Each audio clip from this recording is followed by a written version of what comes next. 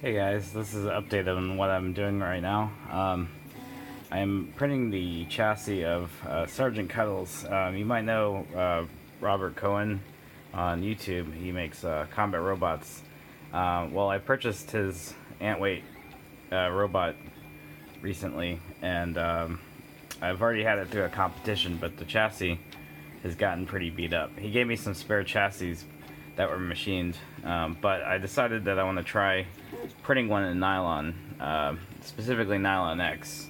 So I bought a, actually I have 2 rolls of Nylon X, and I'm trying it on my Prusa Mark II. So I'm just using glue stick. I put a heavy amount of glue stick on, and I'm running it at 265. It's kind of trying to keep up with the thermistor, but seems to have a warped filament spool holder, but I think it should work.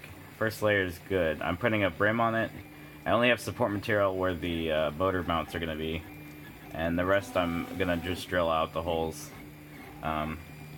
This will probably be a good experiment on how strong Nylon X is if I actually have this in combat. So just wanted to kind of give you an update on what I'm working on.